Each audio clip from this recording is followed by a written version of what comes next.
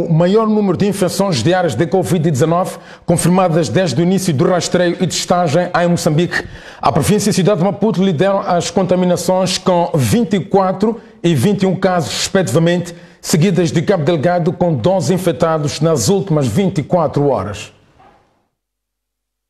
O gráfico de infecções pelo coronavírus em Moçambique continua ascendente a cada anúncio de novos casos, geralmente em número superior aos anteriores. Mesmo assim, a saúde adverte que, apesar do volume preocupante, o país ainda não está perante o pico da doença. Nas últimas 24 horas, foram confirmados 62 novos infectados, o que eleva o cumulativo nacional para 1.219 casos, sendo os quais importados e os demais transmitidos localmente. De todos os testes que nós realizamos, 851 amostras foram negativas para a infecção do Covid-19 e 62 amostras foram positivas para a infecção do Covid-19. 24 casos são da província de Maputo e destes, 8 são da cidade da Matala, 5 casos são do distrito de Buane, 1 caso no distrito de Namacha e 10 casos do distrito da Moamba, Rossano Garcia. Também temos casos, como referimos, da cidade de Maputo, no total de 21 casos. 12 casos são na província de Cabo Delgado, na cidade de Pemba. Província de Gaza tem 3 casos, dos quais 3 na cidade de Xaixai e 1 no distrito de Belém. Província da Zambésia contribuiu com 1 caso do distrito de Il. Além de 60 moçambicanos, estão na lista dos infectados 1 burundês e 1 sul-africano. 26 casos foram detectados em mulheres e 36 em pacientes do sexo masculino, todos em isolamento domiciliário por não apresentarem sintomas que requeiram internamento. Ainda nas últimas 24 horas, houve registro de mais 5 recuperados, totalizando 369 pacientes fora do perigo. Entretanto, outros 839 lutam contra a doença ainda, sendo 5 internados. Os óbitos mantêm-se nas 9 vítimas mortais, 2 das quais registradas em maio, 4 em junho e 3 em julho corrente. Antes da metade do mês, julho apresenta um perfil epidemiológico semelhante ao mês passado, havendo já registrado mais de 300 casos em apenas 13 dias, numa média diária de 23 infecções. Significa que atingimos o pico? Pouco provável, porque a nossa taxa de positividade ainda é baixa. Então, ainda temos muitos suscetíveis para dizermos que atingimos o pico. Isto provavelmente significa que nós, com sucesso, conseguimos atrasar o pico em Moçambique. Não podemos baixar as armas de maneira nenhuma.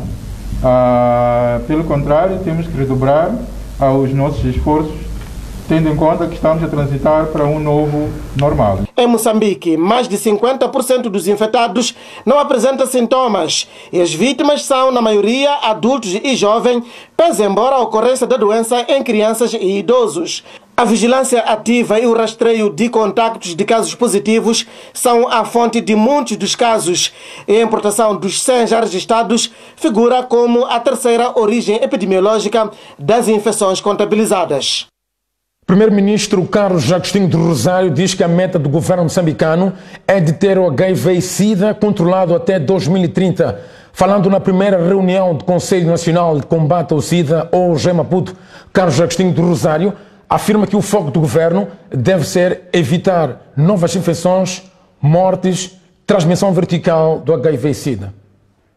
Esta reunião acontece numa altura em que o mundo e Moçambique em particular vivem uma crise sanitária imposta pela pandemia do novo coronavírus. Os pacientes com doenças crônicas, sobretudo os que padecem de HIV e SIDA, constituem o grupo de pessoas mais vulneráveis à contaminação pela Covid-19. Face à situação, o governo de Moçambique pretende controlar os níveis de infecção e garantir que os pacientes tenham acesso ao tratamento. Pessoas vivendo com HIV e SIDA são pessoas de alto risco desta pandemia.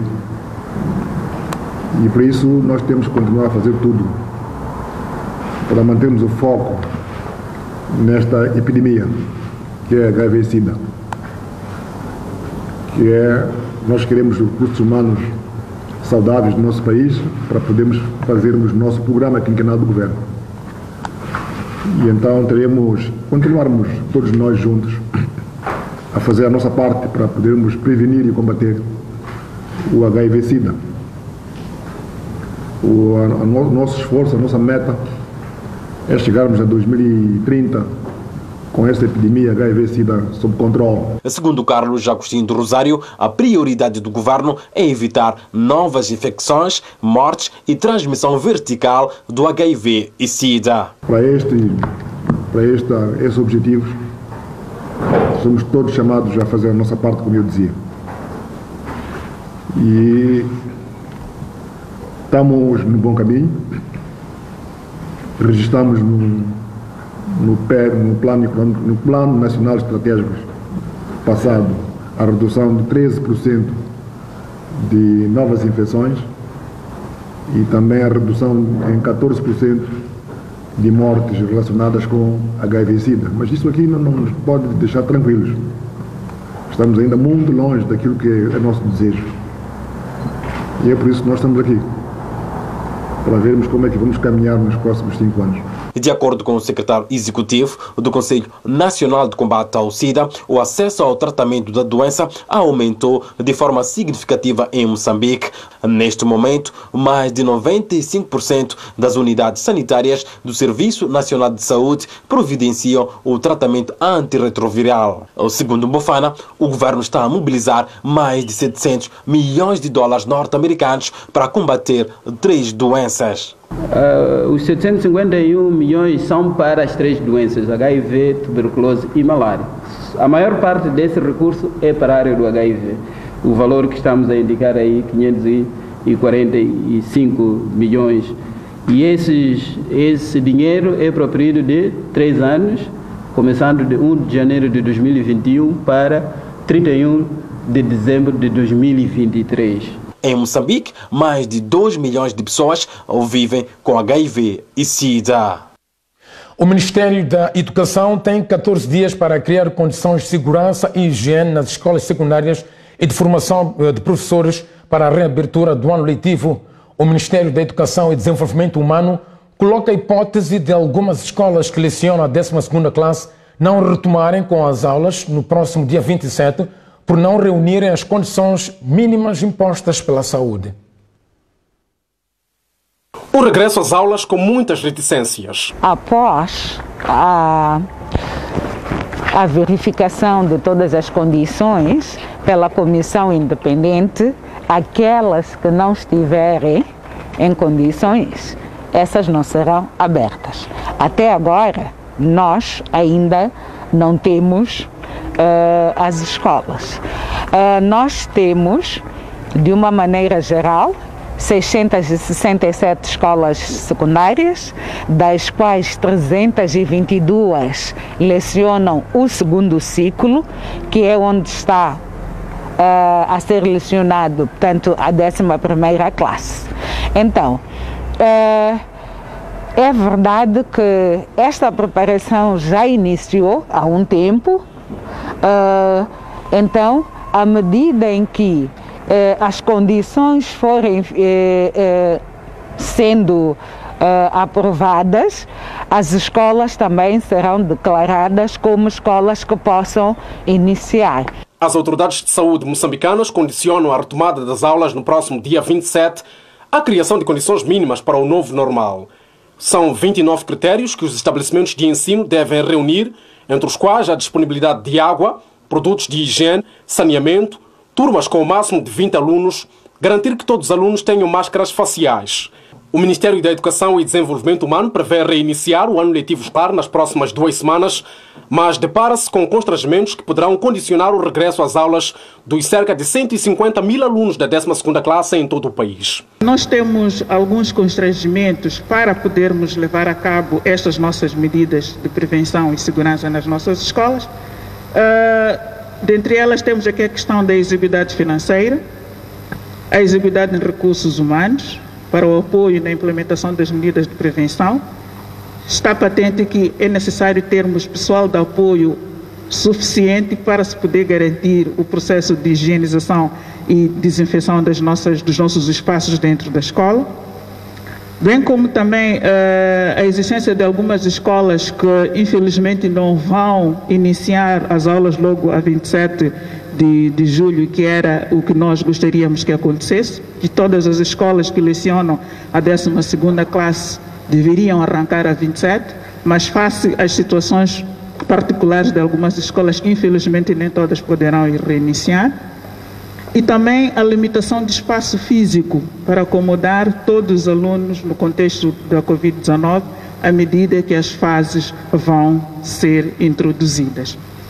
Outra questão também é a questão da aceleração rápida da propagação da doença. É um caso que dia após dia nós estamos a registrar, estamos a acompanhar através dos comunicados diários que acontecem.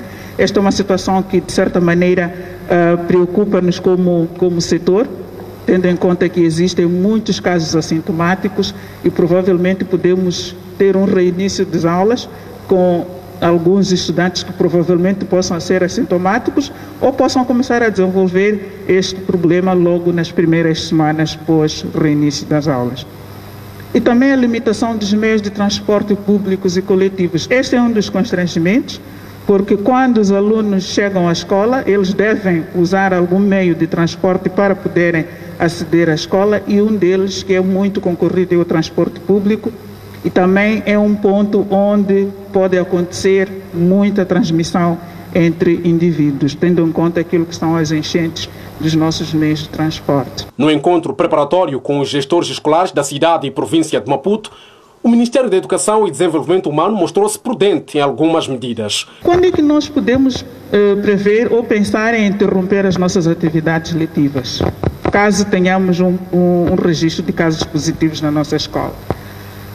Se tivermos a confirmação de um caso, toda a comunidade escolar ficará em quarentena, obedecendo aquele período previsto dos 14 dias. Durante este período, a escola deverá estar sujeita à pulverização e à desinfecção, que é para poderem se avaliar as condições de reinício das aulas após este período de quarentena. Por outro lado também, se nós tivermos a nossa escola dentro de uma comunidade onde se registra o padrão de transmissão comunitária, nós também poderemos suspender as atividades nesta mesma escola. E também, se tivermos a existência de surtos ou transmissão de padrão comunitário em locais de proveniência de maior número de alunos para uma determinada escola. O governo está a proceder à afetação direta de recursos financeiros às escolas para fazerem face às despesas inerentes à higiene. A alocação de fundos toma em conta o número de alunos por escola. São 125 meticais por estudante. A ministra da Educação e Desenvolvimento Humano, Carmelita Namachulua, decretou tolerância zero na proteção dos alunos. Com a pandemia estamos todos a aprender. Esta é uma grande escola e que a troca de informação é importante, porque nós pretendemos que na nossa escola seja o local onde as nossas crianças estejam seguras. Tenhamos zero a contaminação e propagação da Covid-19. Aqui, caros colegas, exige o engajamento de todos nós.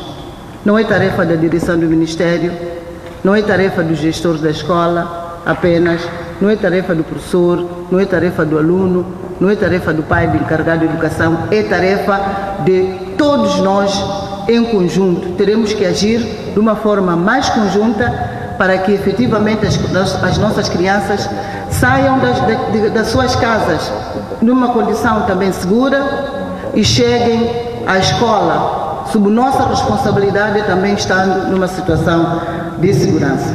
O Ministério da Educação prevê prorrogar o ano letivo 2020 para fevereiro de 2021. Algumas disciplinas, como Educação Física e Empreendedorismo, serão suprimidas e os conteúdos de todas as classes serão reformulados. 30 anos depois, Moçambique transporta mercadoria usando a cabotagem marítima. O carregamento histórico aconteceu esta segunda-feira no porto de Maputo, num barco que vai escalar os portos da Beira, Climane, Nacala e Pemba. No porto de Maputo, maquinaria pesada mobilizada para apoiar no carregamento. No barco, carga diversa, dentre ela caminhões de transporte de mercadorias, pás escavadoras e produtos alimentares. Além dos equipamentos, o barco carregou 2 locomotivas pertencentes à empresa Portos e Caminhos de Ferro de Moçambique. Com 100 metros de comprimento, o navio Greta tem capacidade para transportar 270 contentores, correspondentes a cerca de 4.000 toneladas. O Greta vai percorrer toda a extensão da costa moçambicana, escalando os portos da Beira, Quilimane, Nacala e Pemba.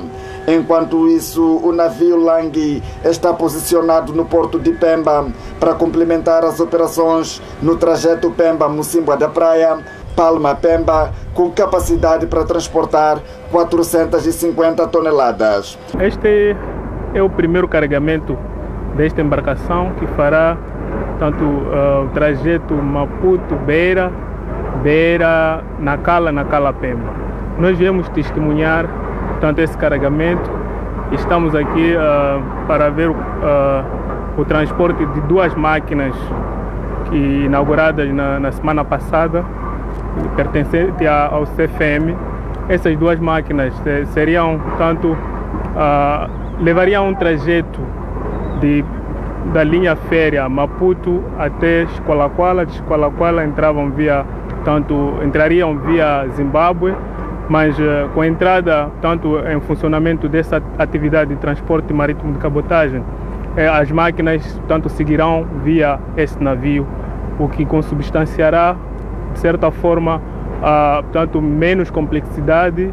O projeto de revitalização da cabotagem marítima é uma iniciativa do governo moçambicano, cujo objetivo é de reduzir os custos de transporte de mercadorias no país e a consequente redução dos preços ao consumidor final. A grande facilidade é mesmo de tornar os custos reduzidos, porque esta embarcação tem uma capacidade enorme de carregar qualquer tipo de carga, quer ela contentorizada, quer ela a granel, e ao custo competitivo. Isso vai ter um impacto direto, sobretudo para os consumidores finais. O Executivo pretende, com a cabotagem marítima, dinamizar a comercialização agrícola, particularmente o escoamento dos cereais produzidos nas regiões centro e norte, para suprir o déficit dos produtos alimentares nos centros urbanos e, em particular, no sul do país, assolado por secas cíclicas. O governo assinou recentemente memorandos com as concessionárias dos portos de Maputo, Beira, Climane e Nacala, Pemba para a redução em 50% da taxa de estadia de navios nos portos em referência. No projeto de transporte marítimo, Moçambique será representado pela empresa pública Transmarítima com 25% e os restantes detidos pelos parceiros. Para dar consistência ao projeto, o governo desencadeou um processo de identificação de parcerias, concepção e implementação de medidas necessárias para atrair investimentos para a revitalização da cabotagem. Destaque vai para a reforma legal, incentivos especiais nas operações e custos portuários, regime aduaneiro, entre outras. Ainda no quadro do fomento da cabotagem marítima, o Executivo assinou memorandos de entendimento com as concessionárias dos portos de Maputo, Beira, Quilimane, Nacala e Pemba para redução em 50% da taxa de estadia de navios nos portos em referência. Esperamos que, com a entrada em vigor, tanto em funcionamento desta embarcação, venha dinamizar, sobretudo, a comercialização agrícola, tendo que transportar os produtos nas zonas de produção para os grandes centros de consumo, sobretudo as zonas tanto urbanas como é o caso de Maputo. Estamos a dizer que a maior parte de produtos comercializados no norte do país poderão chegar, portanto, os grandes centros de consumo a custo relativamente baixo. O governo está representado pela empresa pública Transmarítima com 25% e os restantes 75% são detidos pelos parceiros privados. O Serviço Nacional de Investigação Criminal, SERNIC, ainda não tem pistas dos autores do baleamento, sábado último, do presidente da CTA, Agostinho Vuma. Entretanto, o SERNIC apresentou 2 indivíduos presos acusados de prática de falsificação de documentos autênticos de produção de cartas de condução. O SERNIC tomou conhecimento de imediato, logo à ocorrência deste crime, da tentativa no homicídio do cidadão Vuma, e fez ao local, recolheu todos os vestígios possíveis e decorrem investigações no sentido de localizar os indivíduos que praticaram este ato macabro. Neste momento não podemos avançar com informação sobre este caso. No momento oportuno, o SERNIC irá convocar a imprensa para dar a conhecer sobre o fim dos trabalhos. No âmbito das atividades operativas de prevenção criminal, o SERNIC, na cidade de Maputo, desmantelou uma quadrilha que se dedicava à prática do crime de falsificação de documentos. Do trabalho de investigação resultou na apreensão do material usado na produção e impressão de cartas de condução provisória, nomeadamente um computador portátil, uma impressora e papel e todo o material usado no INATER para a produção dos referidos documentos. Essa detenção resultou de um trabalho investigativo aturado em que, através de informações operativas, o Serviço Nacional de Investigação Criminal, a nível da cidade de Maputo, tomou conhecimento dessa emissão desses documentos e culminou com a detenção desses indivíduos e a apreensão dos equipamentos, conforme referimos. O SERNIC investiga para a detenção dos restantes integrantes da quadrilha e respectivos beneficiários.